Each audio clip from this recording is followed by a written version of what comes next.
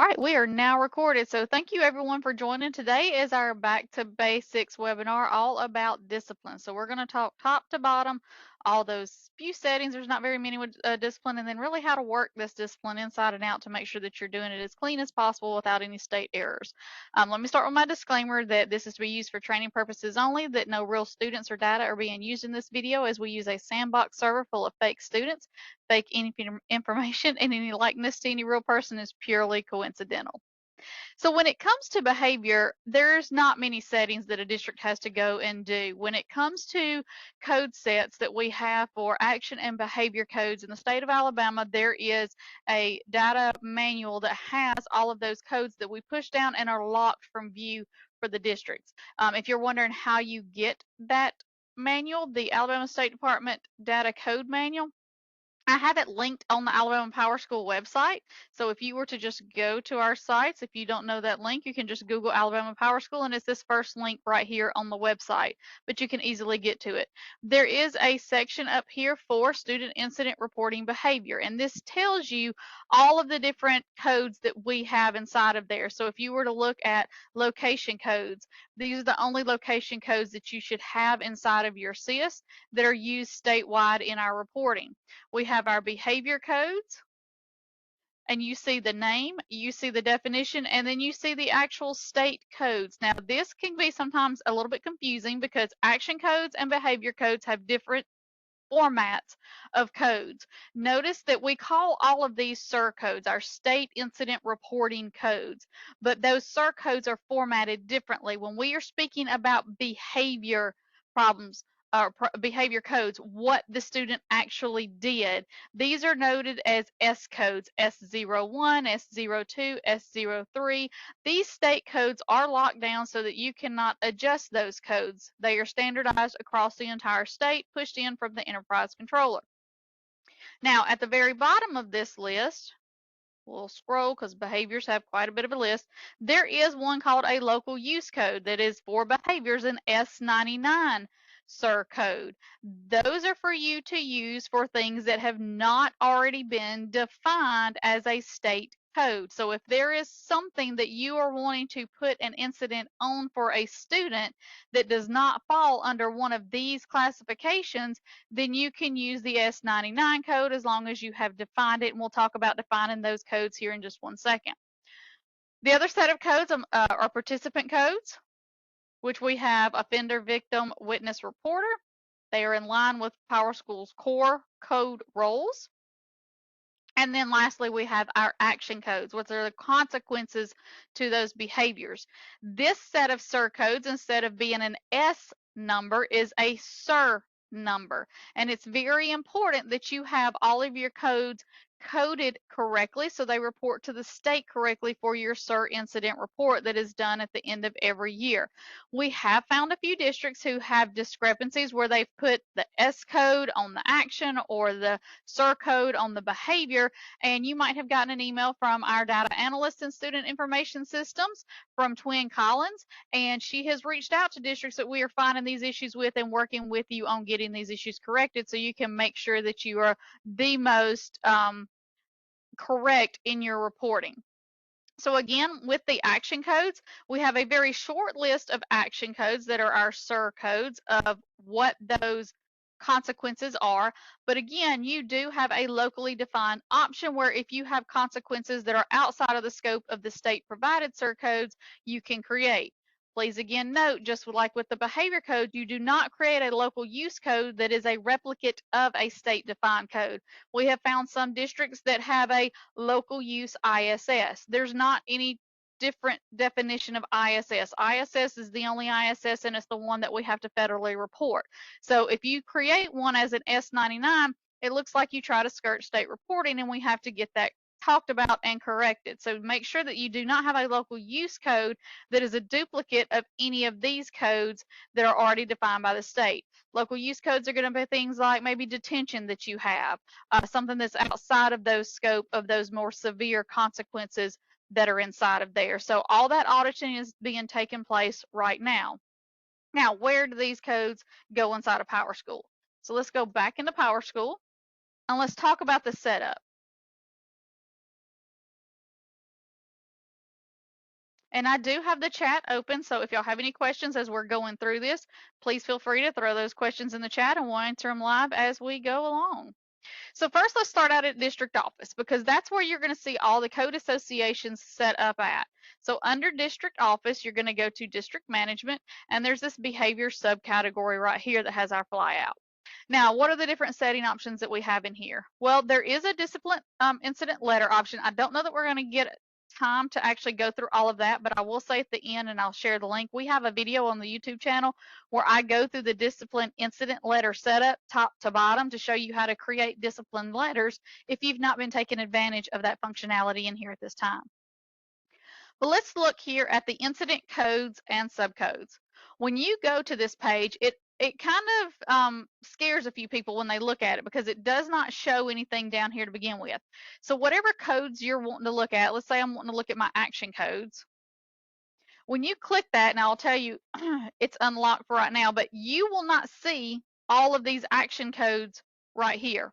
We actually have what is called a code set lock placed on the districts that hide all of the codes except for the code called local use. We do this so that districts don't cause harm to themselves because we've seen districts go in and try to edit these codes and change SIR codes to things that they shouldn't be, which causes issues in their state reporting. So we're making sure that all of these are consistent across the state and then locking those codes down. So do not be alarmed when you come to the action codes page and the behavior codes page and you do not see the list of codes. All you should see is the local use code. Now that local use code is where you can see, if you were to expand it out, any local use consequences if you're under actions, or behaviors if you're under behavior that you have identified. This is where you set them up. So if I have attendance letter is one of my consequences from one of my behaviors that I have inside of there, these can be added. You can create others. You just must make sure that you have the right code inside of here. So in this case right here, notice I am talking about behaviors. Or yeah, these are, am I the behavior one? I don't forget which one I clicked on now. I am in the behavior code. So I do want the S code and not the SIR code. So you would want to make sure that you have the right ones inside of there. If we needed to add a new code, you just need to make sure that when you are adding that code that you define the subcode name up here, and then you have that S99 code inside of the state detail report. Now, another misnomer is that a lot of people say, well, if I don't click state reportable, it won't go to the state. I don't have to worry about it. That is actually untrue in the state of Alabama. We are not checking any of those boxes. Everything that is put inside of incident management, everything that's put inside of a code is reported to the state. The fact of how it's reported can be iffy if you don't have the correct state code listed on here. Now, when we migrated from iNow into PowerSchool, we migrated a lot of old action and behavior codes that we had in iNow because we pulled in historical data. Well, that made it where a lot of people had codes that were all of a sudden displaying for principals and assistant principals to put in discipline that they no longer wanted to be used because they were from old legacy systems. Well, in the past, all we could do was put this big old do not use on the disclaimer to let people know, hey, even though you see this in the list, you can't use it because there was no way to delete a code out once it was put in there, especially if it had any actions, behaviors, anything attached to it inside of an incident record. Well, as of last year, PowerSchool came up with this start and end date that can now be processed on the record so that they will no longer show in the drop-down list as we go to create an incident record inside of PowerSchool. So if you have any of these old codes, like maybe attendance letter was something that I used 5 years ago back in iNow, but it's not relevant in PowerSchool and I do not need it to be a choice for them to select inside of PowerSchool, you can now come to your local use codes and put an end date on them. You don't have to go back and backtrack the start dates, but put an end date and say, yeah, this should not have been used this year at all. So I'm just going to backdate it to July 1, hit submit. That keeps the code in the list here, but it takes the code out of being used inside of incident management when you're in PowerSchool. So I highly recommend you auditing your local use codes and remove any that are no longer applicable to you with whatever you have for your code of conduct, your board policy when it comes to incidents. As far as these other codes, they are also locked down so that if you try to go to your location code, you would not see anything inside of here where I'm displaying these that we have in the code set. If some of you have created codes that are outside of the scope of what should have been created for the state, then you will need to get with us and get with PowerSchool support. We'll get the code set unlocked for a short period of time so that you could then go in and make the changes to that. Now, what other settings do we have inside of here? As far as district office, the only other setting that we have that's going to be very, very pertinent to all the districts here is the Incident Action Association. This setting should be set to behavior for everybody across the state, because when it comes to associating an action to an incident, actions are associated to the behavior. So you have the student has the behavior, and the action is applied to the individual behavior based on whatever your policy is. But there is an option here for it to be action or behavior or participant, and the action is associated to the behavior across our state, so that needs to be standard across everyone's setup. As far as these others, incident templates, I know some districts use them. They're those quick templates. We discourage the use of them because it leaves out one of the key state reporting fields. And we'll talk about that when we get into the actual detailed incident record. So for those of you who have set up incident templates, I'm not going to go over those here because, again, from the state level, it's discouraged that they're used simply because it's missing one of the fields that you would then have to have your people go in and automatically put in later on, or else you're going to get lots of errors over in level data validation for incorrect incidents in their setup. Now, the one other thing that I want to talk about are incident types. When it comes to incident types, there are really only two types across our state. There are teacher referrals and there are discipline referrals. Those are just dependent on how they're coming into incident management, whether they're directly entered into incident management or they're coming from the teacher portal and then created into an incident. Now, with these each individual incident types in your security setup, so I'm going to go to system management and security and go to my security groups, you have to actually allow your security groups access to one or both of those types. So if I were to come into my group and scroll down, you'll notice right here it says accessible incident types. When the new updated student observations came out, I got a lot of emails from people going, Stacy, my admins can't see the teacher referrals that people are sending in, but I can see them.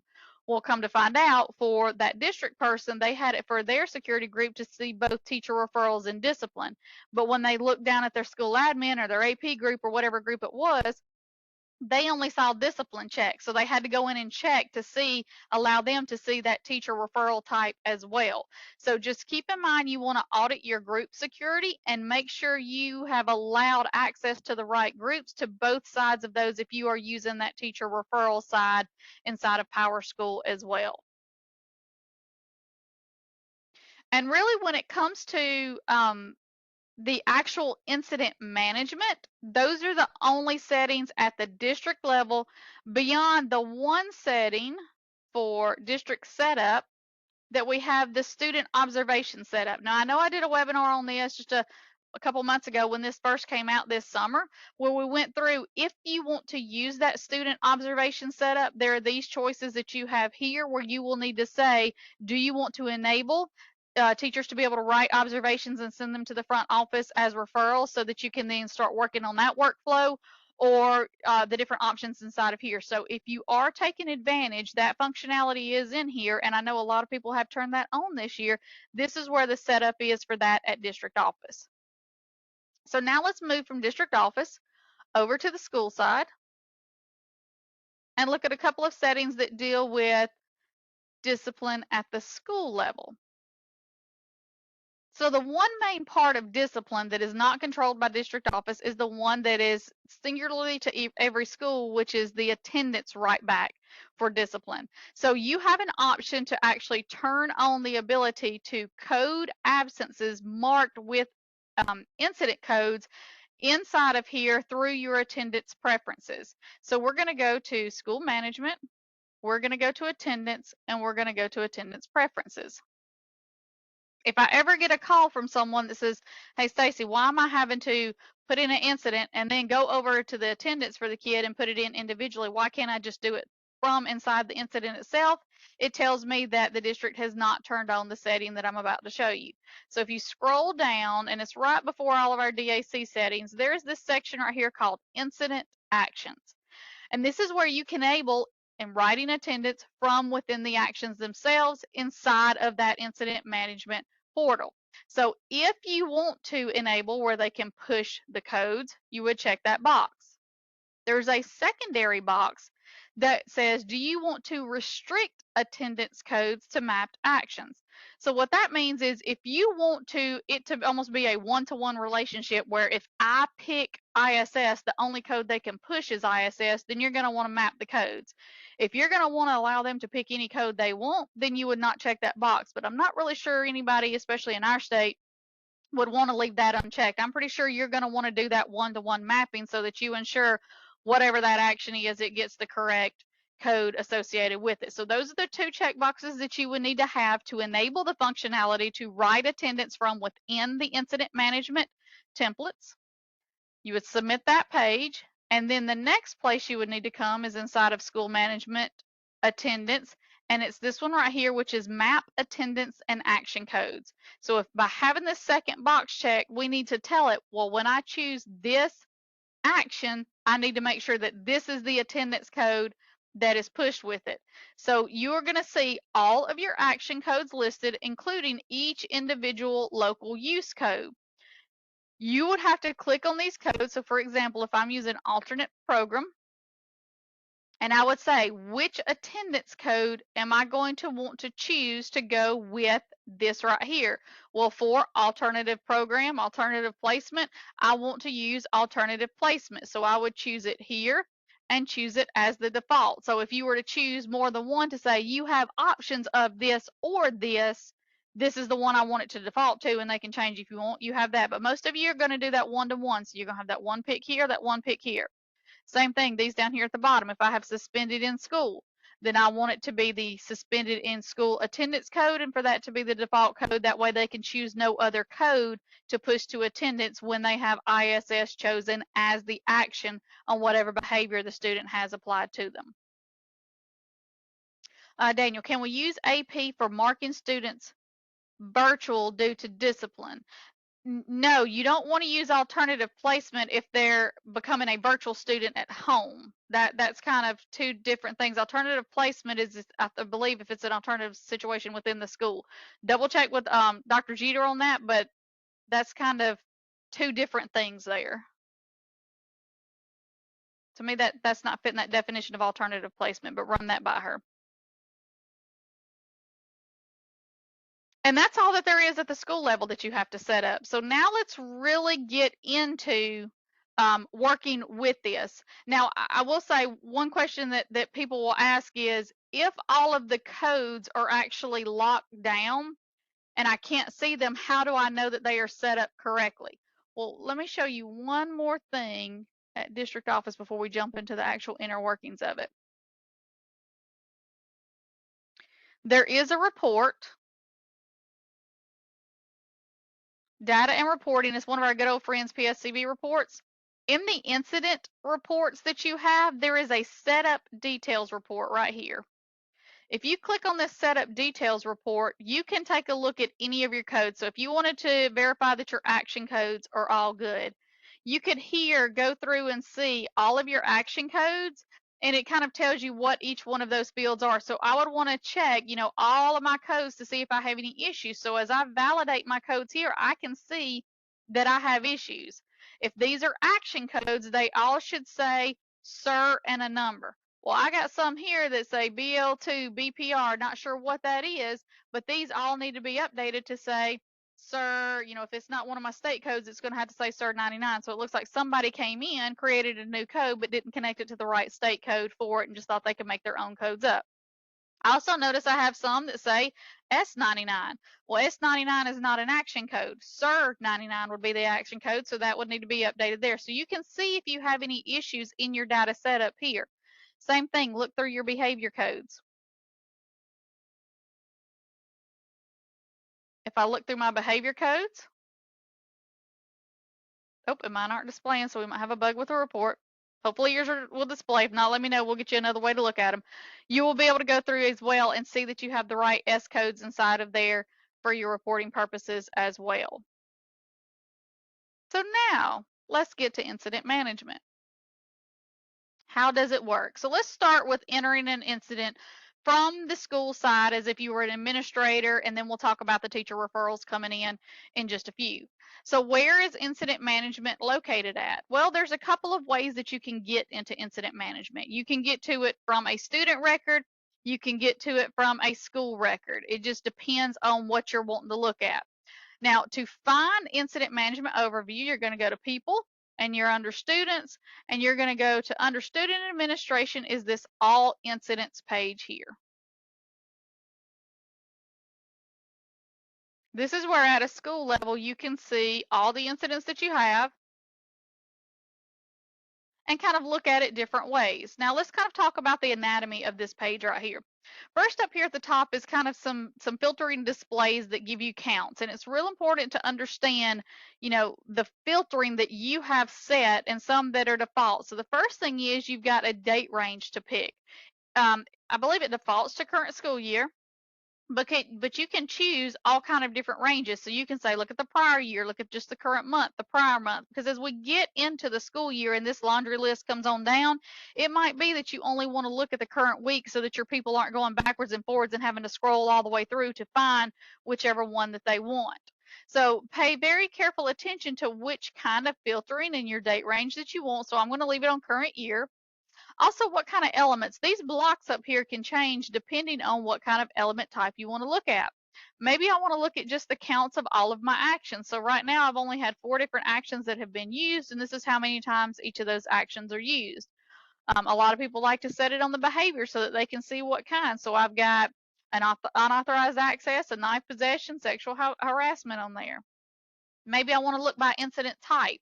This is where you would be able to see if you have teacher referrals in that you need to go in and deal with, because it would have discipline and account for a teacher referral. And when we enter one in a little while, we'll see that number pop up on here. You can also build a custom list. So if you wanted to look at custom things inside of here, you could actually go in and change any of these and filter them however you want inside of this list. You just click that little gear icon right there, and then you're able to say, nope, I want to show these actions, and then over here I want to look at how many teacher referrals I have and how many disciplines I have. And then, because I'm keeping my eye on also, let's say I want to look at any, what do I have right there? Local use. Maybe I want to keep up with suspended pending a hearing so that I make sure I keep those numbers clean. You just kind of conform it to whatever you want to do. So I'm looking at, tell me all the counts of the kids who've been suspended out of school, the counts of all kids suspended in school, anybody, maybe I've got, a specific behavior that's on the rise and I'm wanting to look for it. So maybe I want to know, well, that's a good one. Fighting. How many fights we've had to write up, how many, inappropriate use of technology with Focus Act stuff that we've had to write up, how many bus suspensions, however it is, and this is for you. This is not set across all users. This is for the user that is logged in. So you could have one principal have it one way, one another, one counselor one way, another have it something completely different. Save it when you have it ready.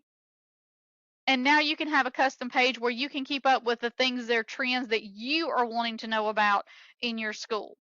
These also become filters. So once you set this page up, as you're looking through all these incidents down here, if you're like, oh, I've got 3 suspended pendings, who are those? Maybe it's somebody because I know I don't have any hearings coming up. Maybe it's somebody I just forgot to close out and finish and flip those around. I could filter and it would bring those down there so that I could go work with those. If I knew I had 3 teacher referrals, I could click on those teacher referrals. It would bring them to that list and I could go work with those at that time.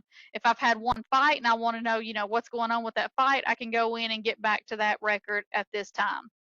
So I think that the custom is one that a lot of people don't know about that would become very beneficial to you to help you in your specific task as you're going along through the school. Now, if you needed to filter, because I get the reality of it, sometimes schools will have hundreds of incidents in a year and you're needing to go find a specific incident, but notice there's no student name associated right here. There are some filters that you can go in and look at different things. So if you needed to search within some of the things, you could inside of here, because we don't display the participants inside of here, but I need to go find the one that had Mickey Mouse inside of there. I could go and do those searches and it would pull those up. So you do have filters that you can do inside of here based on whatever.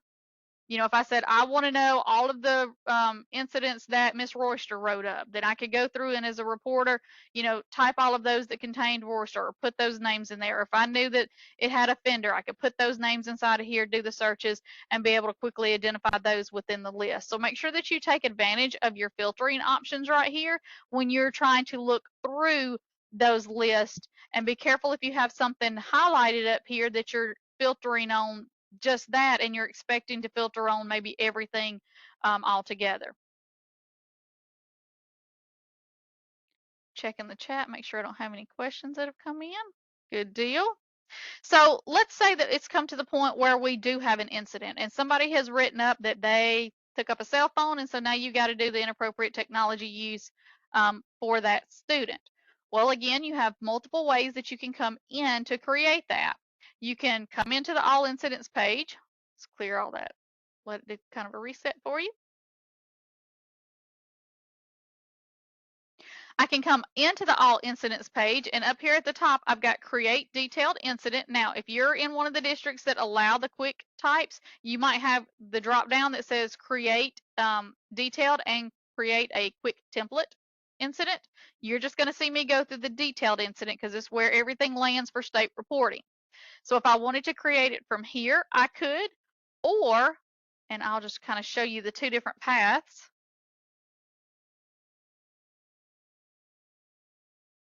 I can search the student and do it from the individual student record. So if I wanted to go into Mickey Mouse, because Mickey Mouse is the one who just got in trouble,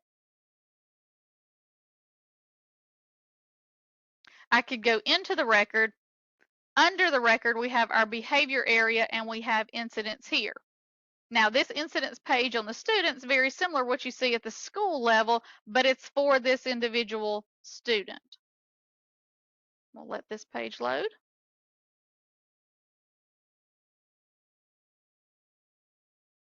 So again, notice that I have filtering capabilities up here. I have date ranges, incidents, all that kind of information. So I can look within specific date ranges. I can see what all has been done for this student already. So he has one harassment offense already in the school year. But notice I get that same create detailed incident button right here. Same kind of little drop down where the only option is create detailed incident. Again, if you were a district that had the quick templates and the detailed incidents, you would see both options inside of there. We're going to go with the create detailed incident, and I'm going to go ahead and create it from the student record. So I'm going to click create detailed, and no matter which path that you take to create it, you're going to get this same page right here. So let's talk about what we're going to call the guts of our incidents. What do we look at inside of here? What's pulled into SIR? What's pulled in for state reporting? So the first thing that you're going to do is check your incident date. Now, as you pull this up, it is going to timestamp it for the time you just pulled this. So it is 10/9/2025 today, and it is currently it just flipped to 129, so it says 128 because I clicked it just a second ago. Now, the closer you do it into real time, the less you have to do here, but in all reality, we know that this is never entered in real time, so you're going to have to make adjustments in here. So let's say this happened at 11 o'clock this morning. I'm going to type in 11 00, and here's a little trick. You do not have to click on the PM. If you just hit the A key on your computer keyboard, it will swap that to AM. Same thing if you were just to hit P after you put that in there, it will go to the PM. So a lot of people try to click and do some like up and down. Just hit the A, hit the P anytime, and it will do that time for you. Now you pick the incident type. Now these are again going to be choices based on that security group and if you've allowed them to see teacher referral and discipline. So this one is starting off, and most people, as you're coming into the admin portal, you're going ahead and recording this as a discipline incident. The time frame, so we don't really do the duration codes inside of here, so you don't have to worry about having that time frame right there. Now we enter our title. Now, as far as state requirements, there is no state requirement as to specifics of how you title your incidents. You need to make sure that you discuss with your district if you have any kind of standardization that you want for titling in there. The one thing that I do discourage, just because of how it pulls on certain reports, is we suggest that you never put student names in a title, because there are many reports that you can pull that will pull the title, and you're trying to, deferberize it so that it doesn't have student names in there. And if you put it in the title, you can't do that. So I always suggest, if you are making any kind of standardization across your district, don't make it one where the student name is in there, just to make it nicer to look at student names over on that other incident page. So let's just say, let's see, what do I want to put on this? Cell phone violation. All right, so we would put our title on there. I am going to put a description. So Mickey had phone taken up in second period. That's big spelling right there. And you can put whatever kind of details in there. Location, was it in transport, off campus, or on campus? And again, all of these are based on that data code manual code set that we looked at earlier. So this would have been an on campus incident. Location comment, if you want to put more details, you can put as much detail in these as you want to. So location comment, if I wanted to say this occurred in Miss Royster's room, you can put that in there. If you want to say it happened in the lunchroom, it happened in, the cafeteria, it happened in gym, however you want to in there. Location description, if you want to put even more details in there, that's room 402. All right, prepared by, who is preparing this information right here? So some people have their people to type their entire names in here. Some have them type initials.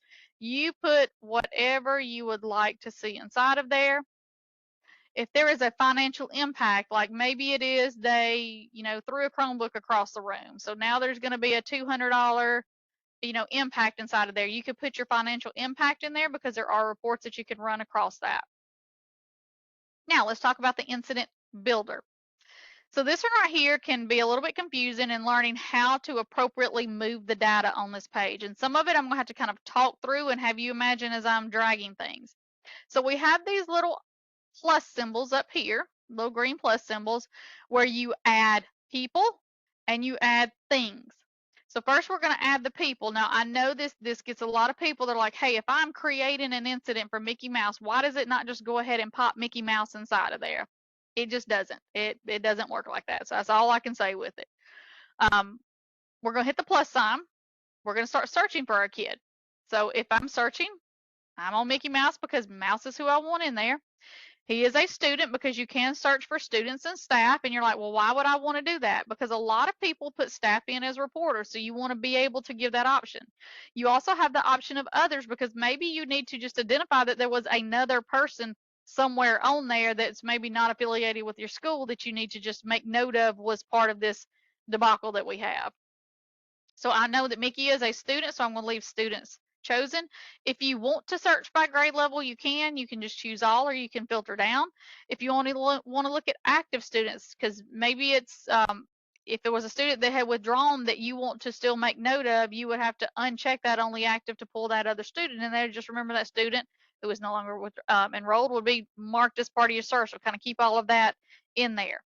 When it comes to context, what school are you wanting to look at?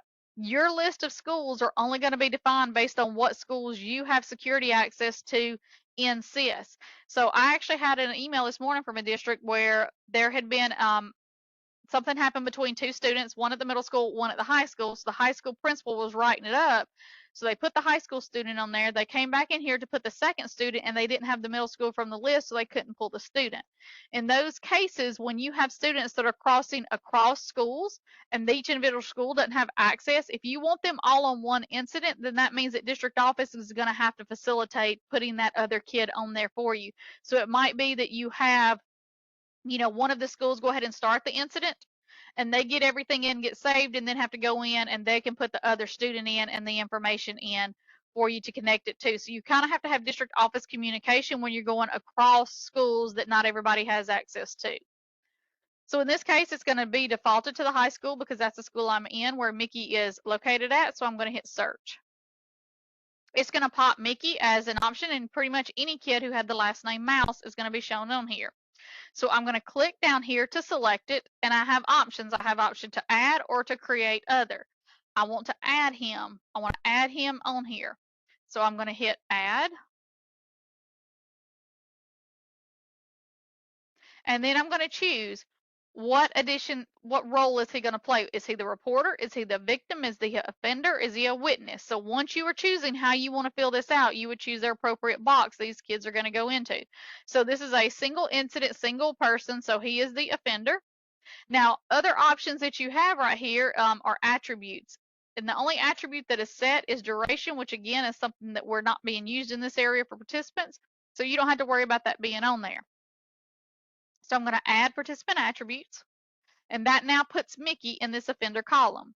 Well, maybe it was Miss Royster that was the one who wrote this referral, and so I might, as a school system, want to denote who my reporters are. So I'm going to put Royster, flip it from students to staff. I'm going to search. There it gives the name. So here I am. I'm going to choose myself. I'm going to choose add, and I'm going to mark them as the reporter. Add participant.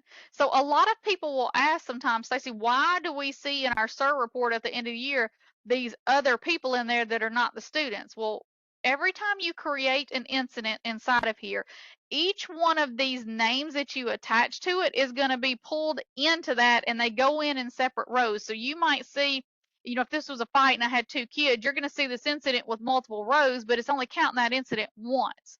Even if you see all three rows, one for the reporter's information, one for the victim's information, one for the offender's information, it's still counted under that one incident. So don't let the number of rows you see in the SIR report alarm you inside of there. It's just that they're showing all the data for that one entry across the way so that you can understand what you've entered inside of your incident management portal.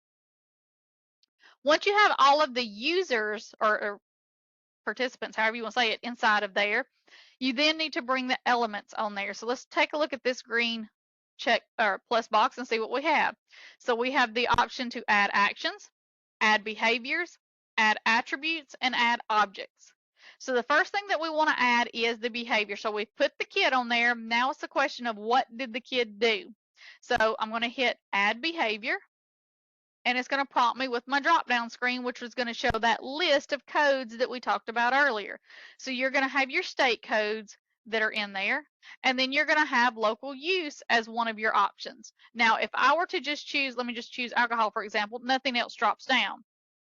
If I were to choose local use, you're going to get another drop down that's going to be a list of all of the local use codes that you have defined that are, again, those codes outside of the state provided codes that you want to add onto a student record. So that's the only one that's going to tear down to some more for you. So I'm actually going to go find the one that's inappropriate use of technology. Now, this is also where I can put any kind of comments in here. So if I want to put a comment that says, you know, Stacey took up phone, blah, blah, blah, blah, you would type whatever your comment is inside of there. Now, there is a primary behavior box so that if you do multiple behaviors into that incident, you can denote which one you are considering the primary one. I will say this, doesn't matter if you check that box or not, if you do multiple behaviors, all of those behaviors are coming over in your SIR. So just keep that in mind. And then there is an allegation checkbox if you are wanting to use that as it being some type of allegation. Hit add behavior, and it puts it in this list over here. Now, we've got to associate this behavior with this student. This is done with a drag and drop process.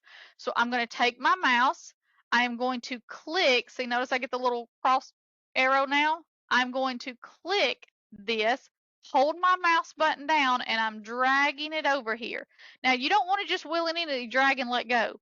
You want to drag it until it is on top of the student name. So see how my little box goes over the name?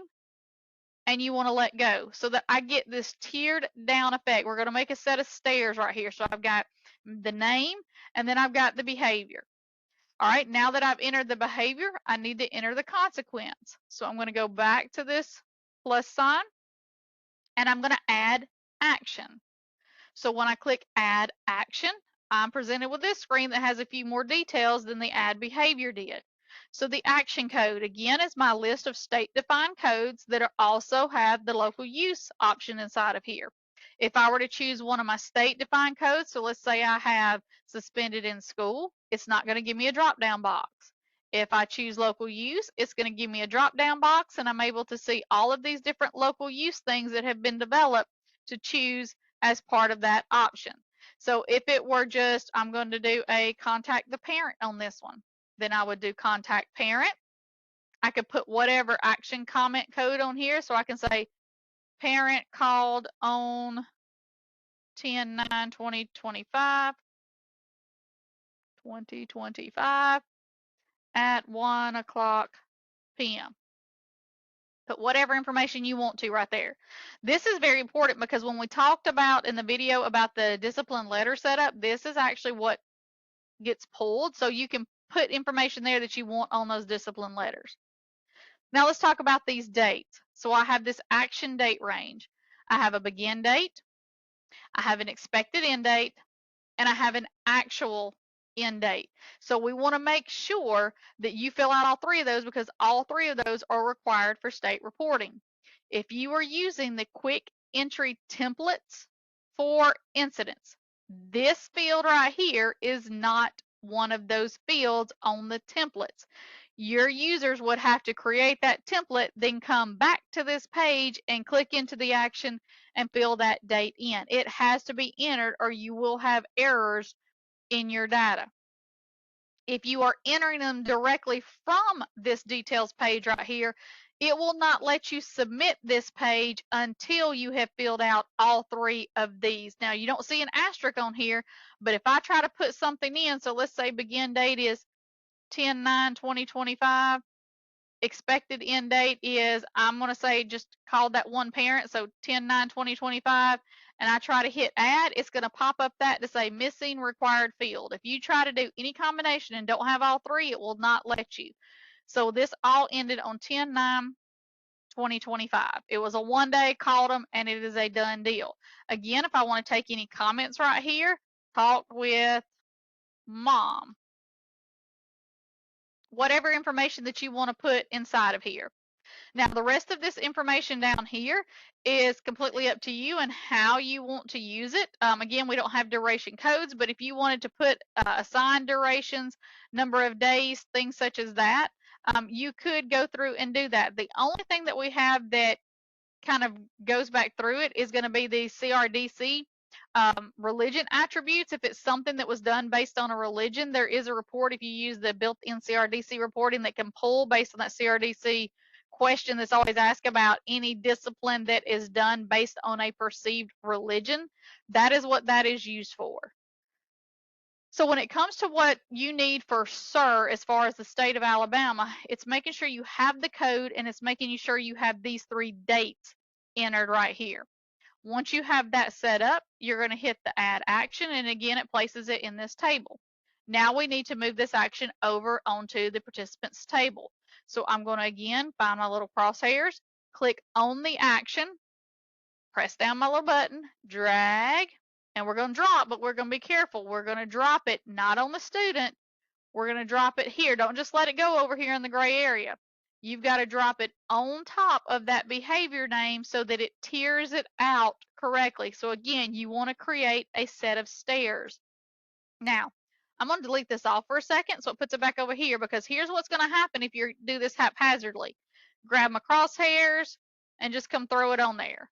Well, I think I threw it in the right spot. Let's see if I can make it go bad. If I just drop it, see how it does that? That's where it's incorrect. If it's kind of just stacked on top of each other and not tiered under each other, that means it's associating this to the student instead of to the behavior. And that is not what you want. There will be an error in level data validation for any of these, and it will be called for a misplaced action. So if you've ever seen a misplaced action error, it means you did not stack them. How do you fix that? You come in here, you click that minus to put it back over here, and you drag it over to the actual behavior and let it go. Now, because I picked an action that did not have anything that had any consequences dealing with attendance, that's all I have to do to this. I've put in all of my people, I've put in my codes, so now I just need to submit the attendance. So we're going to let it process that request real quick.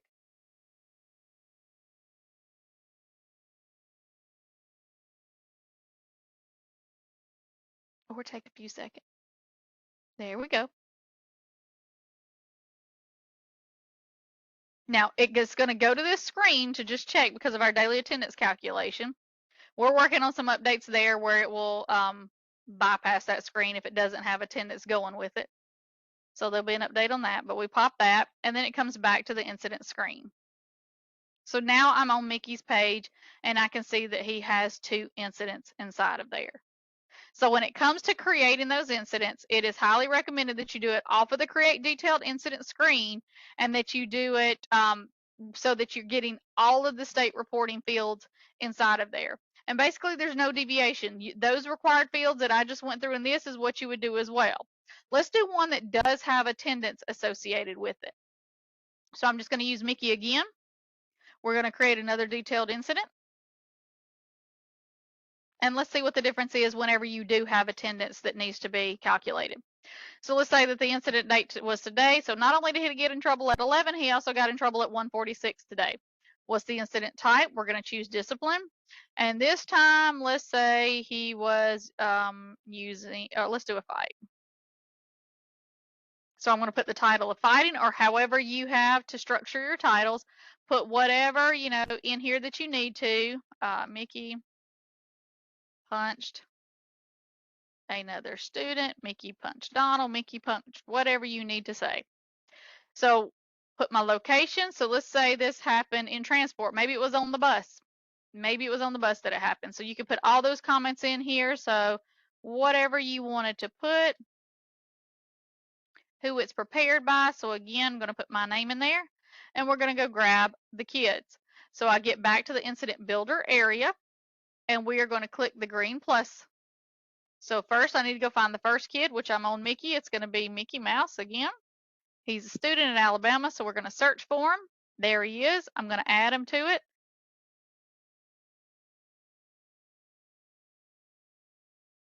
And he is an offender.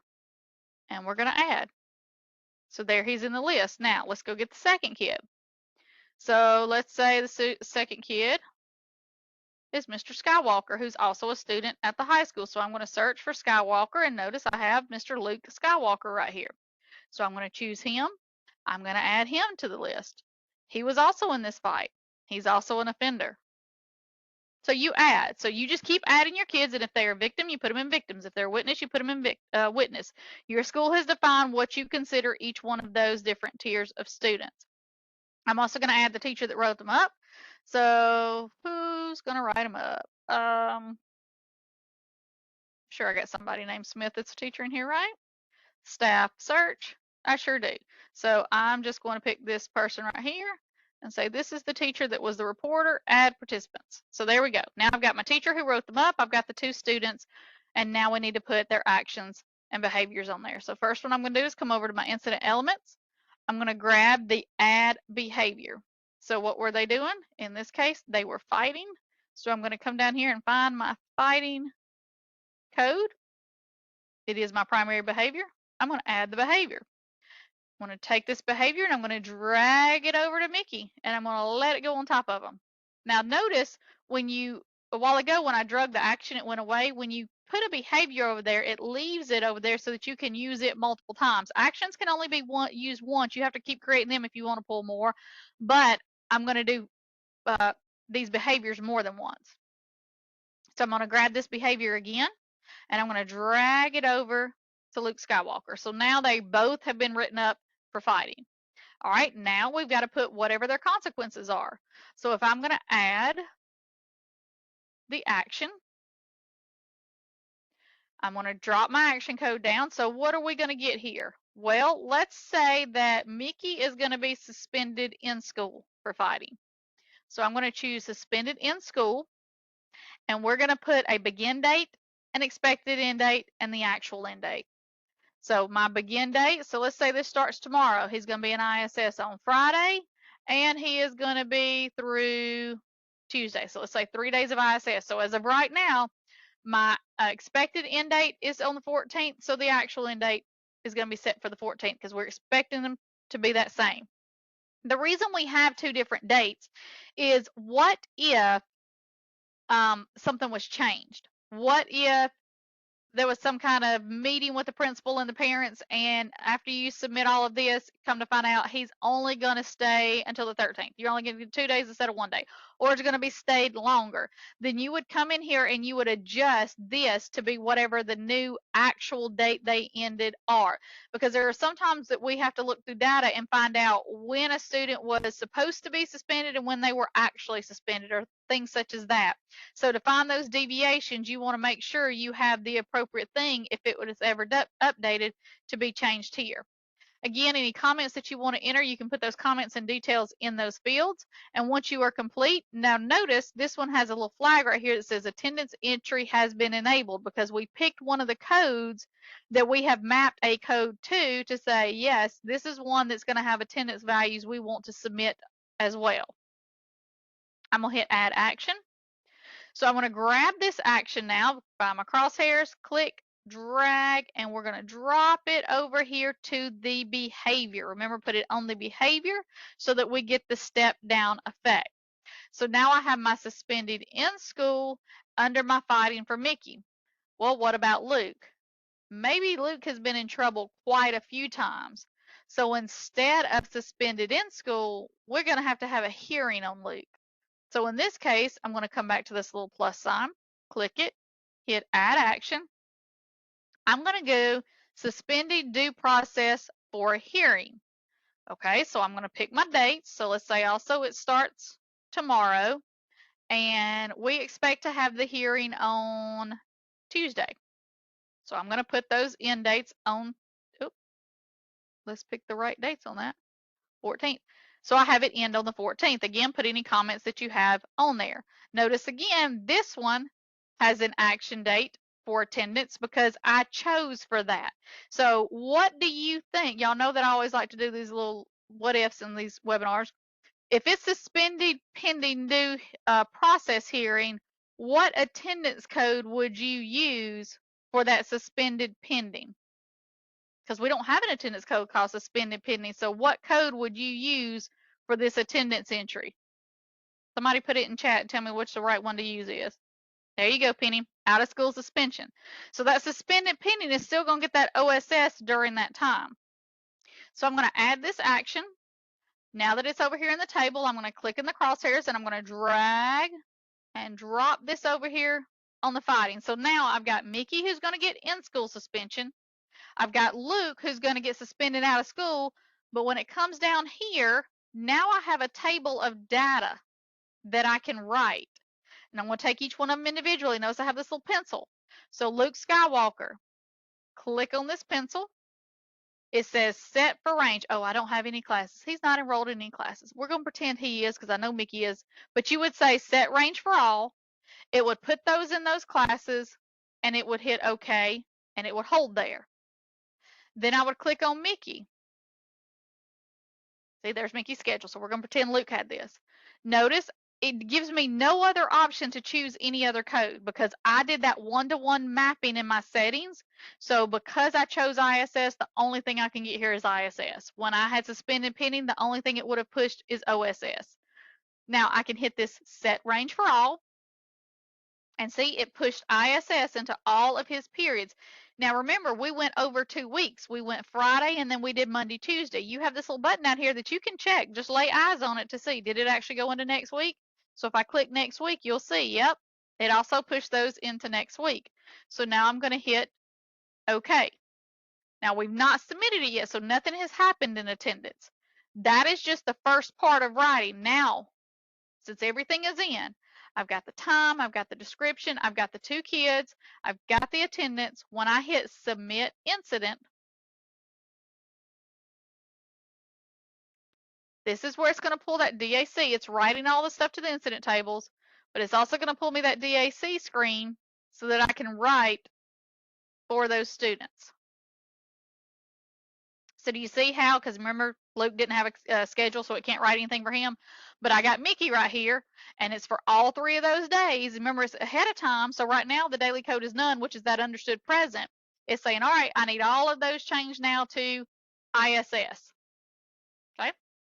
ISS is going to write to all 3 of those days for all the periods. I'm going to hit submit, and it's going to do its writing.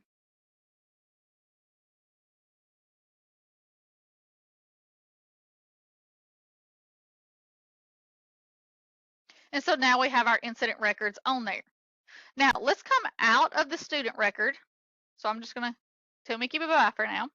I'm going to go back to my incident screen. So now I'm looking at it kind of as an admin, as an overview. Because one of the questions that we get a lot of times, let me refresh this page, because I want to see my numbers increase. Notice I got this one suspended pending now. Because one of the questions we get a lot is, Stacey, how do I actually go through and correctly update that suspended pending after the hearing has been had and we've made the determination? Well, you go back into the record. So that's why I kind of like having action suspended pending as one of my custom tiles, because I can quickly filter and find those kids should I need to. Because when, like I said, when it gets down into the school year and you've got tons of these, lists down here, you got way more than 10 incidents, you'd have to go into the filtering to go find it, or either go find the kid through their record and go into that individual. But I'm going to go here because it quickly brings me to the one that I have that's suspended pending. And let's pretend that it's on down the line and we're ready to finish this out. So I'm going to go click. It doesn't matter if you click on the ID or the title. I'm going to click back into the record to bring it up.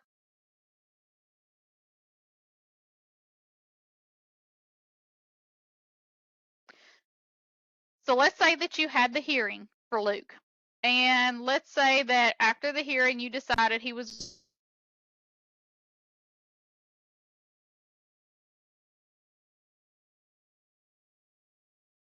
during the time that they were actually, oops, I just had the hour mark. Thank y'all. WebEx loves me. It really loves me. All right, are y'all seeing my screen again? Perfect. All right, so I've pulled the record back up. I've got Luke here with the suspended pending. I've got Mickey, who is suspended in school. So nothing needs to happen with Mickey. Not going to change anything on his record. But let's talk about Luke. Let's say that it was decided that Luke was going to have 2 more days out of school suspension. Well, remember that during this time, he was also suspended. So the first thing you got to do is go update this record right here. Now, to do that, when I kind of hover over the gray bar, I'm going to zoom in. Let's see if it'll let me zoom in. There we go. Make this a little bit easier to see. When I hover over that bar, I get the little pencil right here. So if I click on the pencil, this allows me to come in and update this. So you're going to want to flip that updating to the new record. Well, in this case, I am actually creating an out of school suspension and I'm extending it. So I'm going to change this to out of school. Now, I've seen people do this 2 ways. It does the same thing, it's just one is less work than the other. If I know that I'm going to have 2 more days, well, the expected end date for out of school suspension was 10/14. But after the hearing, we said no, he was going to be suspended those 3 days plus 2 more for a total of 5. I can actually just come in here and do the actual end date is going to be on the 16th instead of the 14th, because we look to see which one of those ranges, if it's beginning to end or if that actual one is a deviation from that. So you could just update that actual end date to say, well, it's suspended out of school. You can make notes here that he was suspended pending from 10/10 to 10/14, and then swap to 2 additional days added to make notes for you how this workflow was changed. And I can update this action. And then I could come in here and if I had, an actual schedule on this kid, set this for all ranges and then push the attendance for him again. Now, the other thing that can happen is maybe you give them something that's not the out of school suspension. So let's do that. Let's pretend that the hearing was held. You've got those 3 days of out of school suspension, but then he had 2 days of ISS assigned as well. Okay, if that's the case, then I'm going to go back in here. I wouldn't want to say this. I would want to say that that actually ended 10/14/2025, and I would leave that out of school. So I'd say he was suspended Penny during these days, but those were actually out of school now that the hearing has happened. Update the action. But now I need to add a secondary consequence to it. So I need to create another action, add action. So what action code am I going to do this time? Well, I've got suspended in school. So what dates are you going to do for in school? Well, if he finished the hearing here and was out of school, I'm going to pick it up for the next 2 days. So we would say the 15th, expected to end on the 16th, actual end date on the 16th. And guys, 99% of the time, your expected end date and your actual end date are the same date. Only every now and then do you have kids who you have to move that for one reason or another, that you extend more days on, or they're absent and you move it, things like that. Again, because I picked something that has an attendance entry, it's giving me that little warning. Put whatever kind of comments that you want to inside of here. And let me shrink my page back down so I can see my add button. Hit add the action. Now I can take and again drag that in there. So now I've got this fighting that has an in school and has an out of school suspension attached to it. And in this in school, I can now see an additional entry right here for my attendance. So again, if Luke had a schedule, I would come over here and click this pencil. I would set that range for those. And so now I've got the range set for OSS. I've got the range set for ISS, and Mickey's already been taken care of. And when I submit the incident,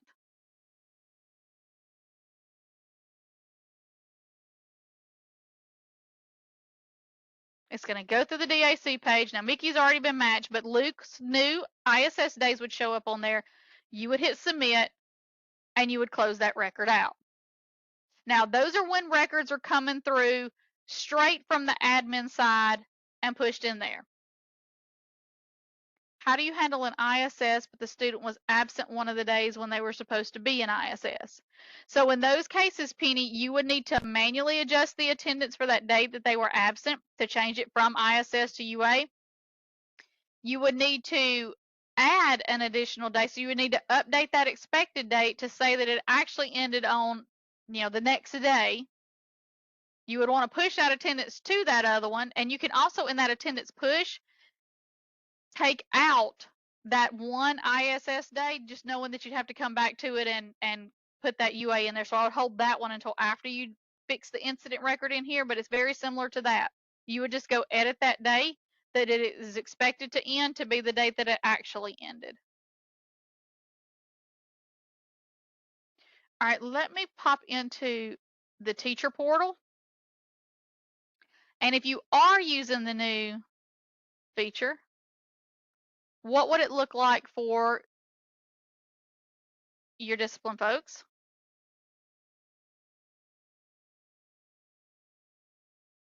Hang on. Y'all know I have trouble typing and talking at the same time. Oh,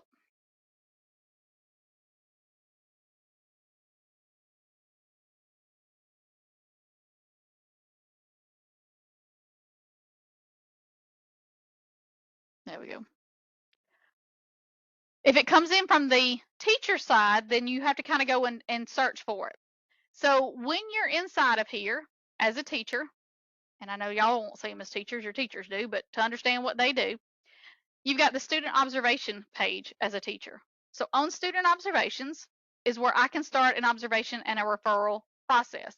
So right now, this teacher has no observations.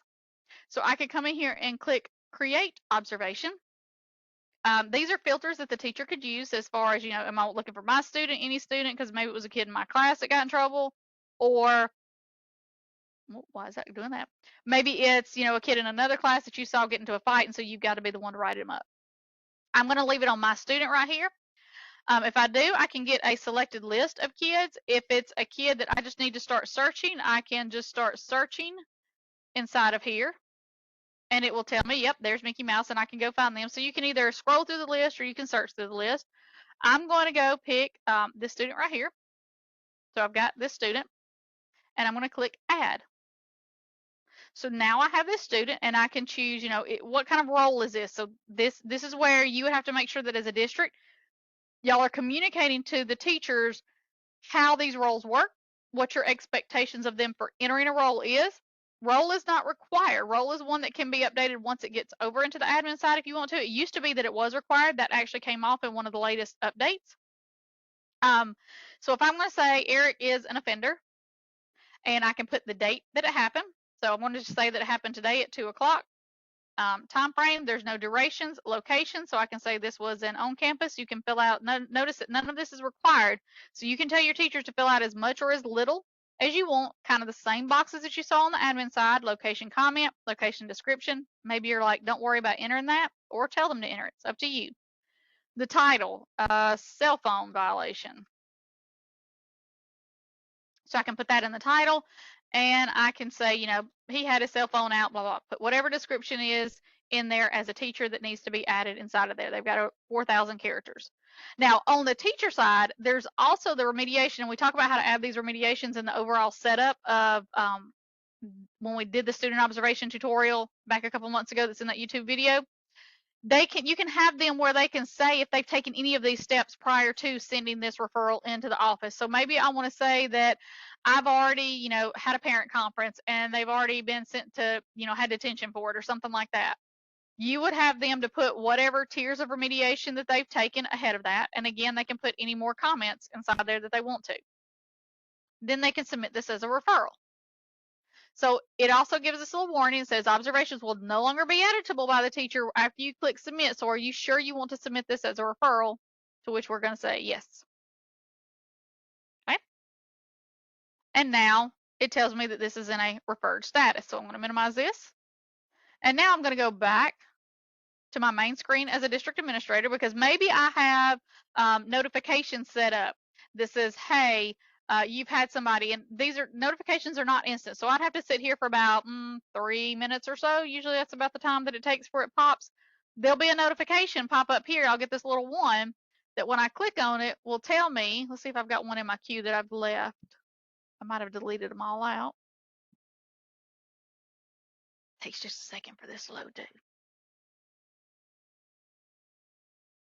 But there is a way for your district to set up notifications to alert users whenever a referral has come in, so that they know that they need to go check it and work on it. A lot of people have said that when you're on the teacher referral page, it doesn't tell you who's left that still needs to be corrected. Yeah, so here's one.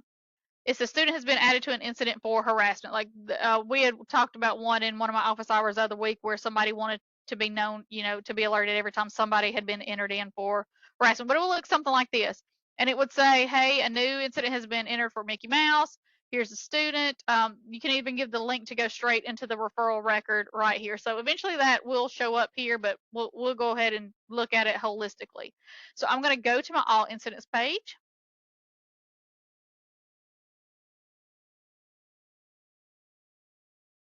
And again, I'm going to have, I have my little custom screen right here, but I could be looking here at the incident type to know that I have 10 disciplines that have been entered by admin, and I've got one sitting in the teacher referral status. So in my incident type, if you got it on custom or if you've got it on that, one of the two to let you know that you have a teacher referral that needs to be processed. So when I go to teacher referral, if I scroll down here, I see it. There it is, cell phone violation. So if I click on cell phone violation, now as my admin, I'm going to see what the teacher wrote up.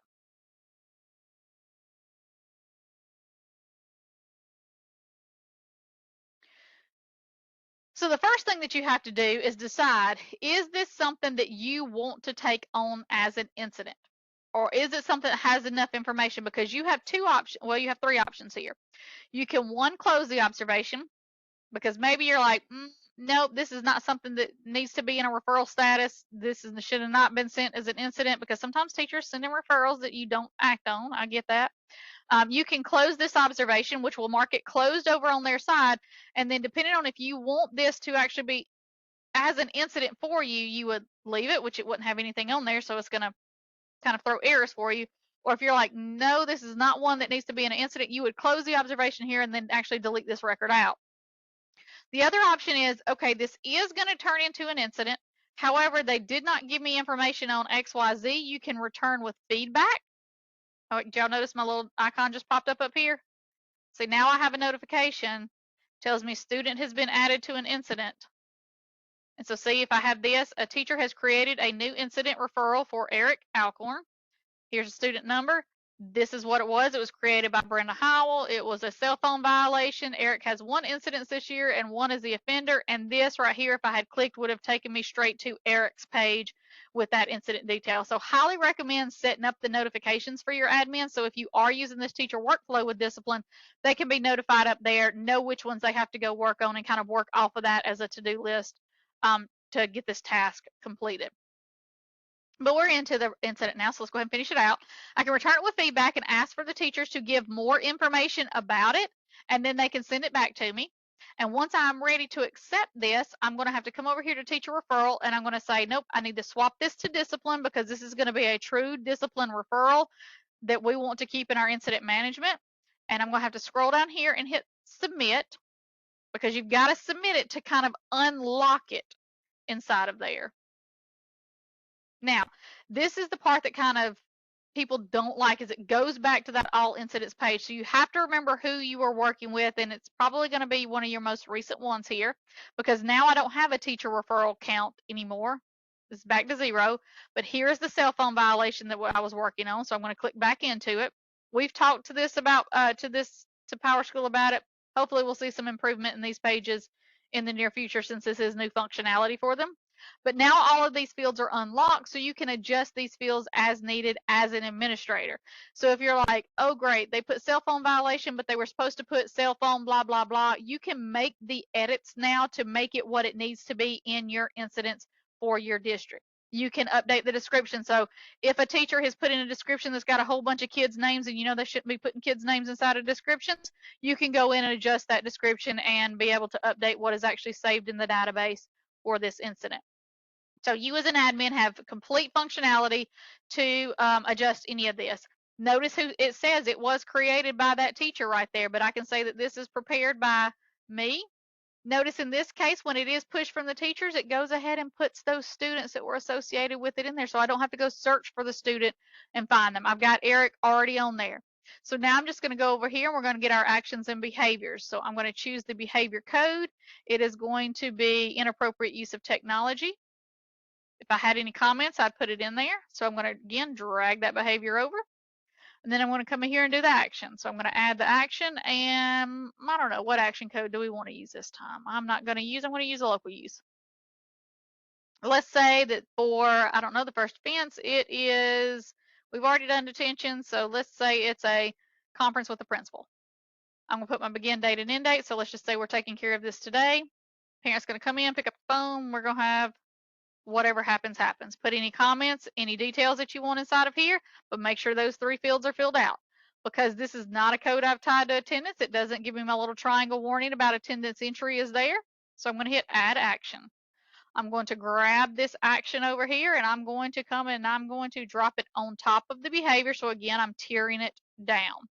Once I tier that down, I can see I don't have any attendance related actions right here. So I have pretty much closed this out. So I can hit submit incident.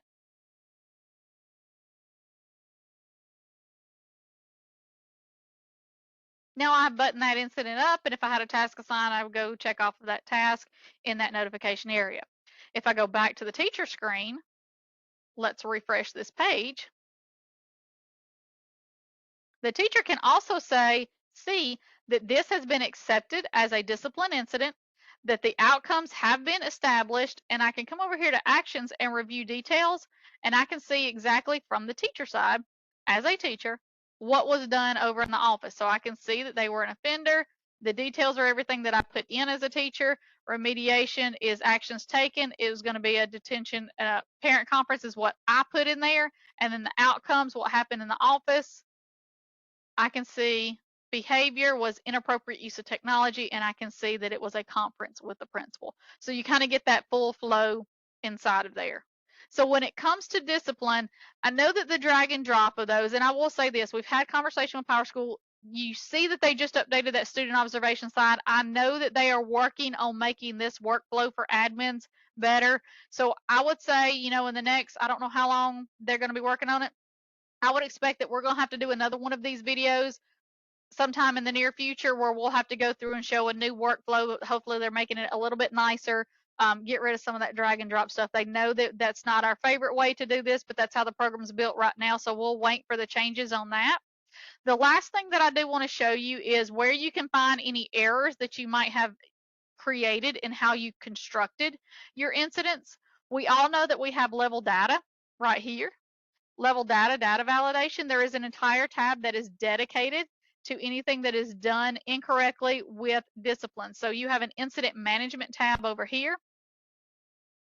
If you have anything that is an error, it will denote it here. So notice I have a misplaced action. Let's go see what this misplaced action is. So if I do the list, it's going to tell me this student right here. So I can actually go into the incident straight from my error list.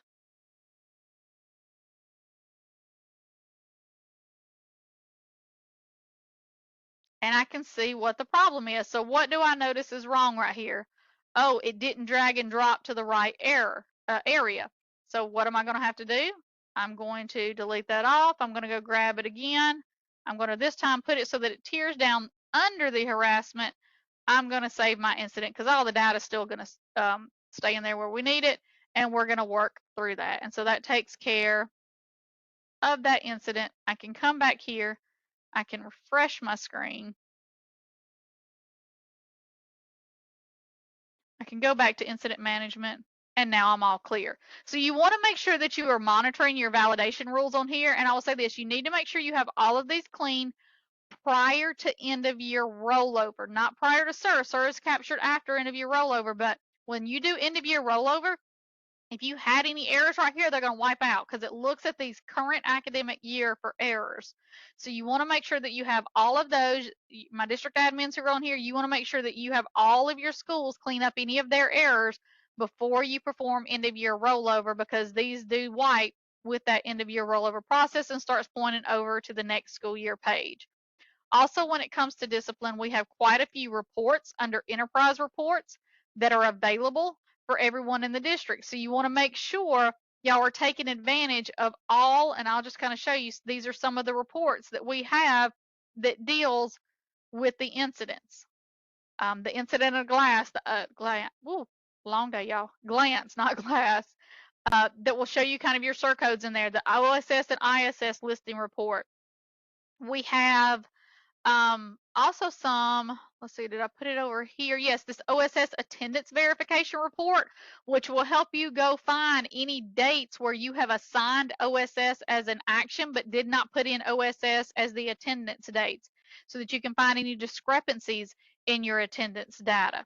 So please make sure that you are, as district admins, installing these for your users. Users, please make sure these your district admins are installing them for you, because there's lots of information that you can get inside of these reports right here.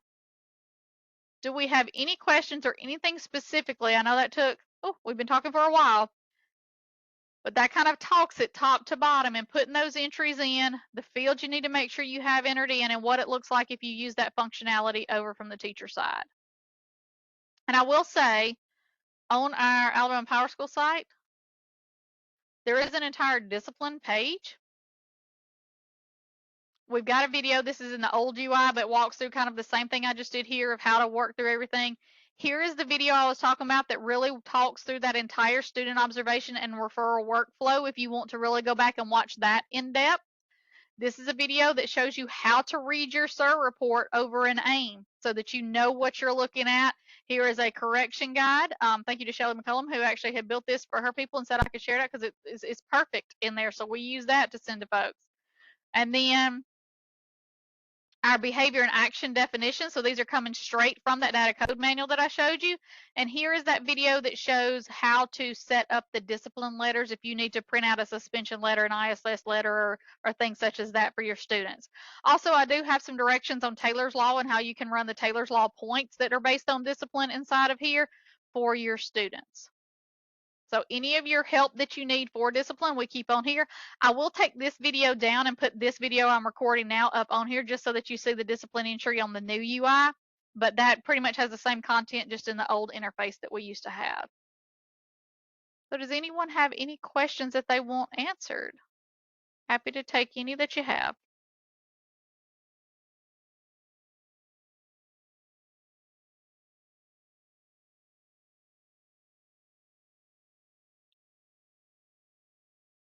All right, not seeing anything come through, so I'm going to stop the recording so it can start rendering, and I will. Oh, I don't know why it says it's unable to stop. Please tell me we're not losing this webinar. Pause. Uh,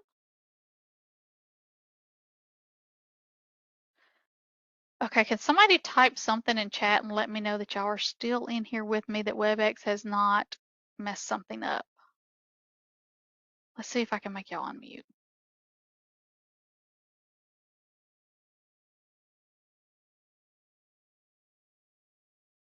It won't let me let you unmute. I'm hoping y'all can hear me.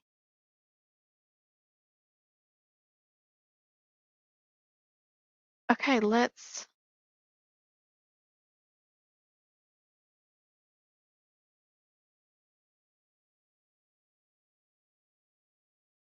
All right, well, I'm going to say thank y'all for joining. Hopefully this recorded. If not, I'll record another one of these, but that is our discipline webinar from top to bottom, and technology is having fun today. So thank y'all for joining. I will hopefully get this recording sent out.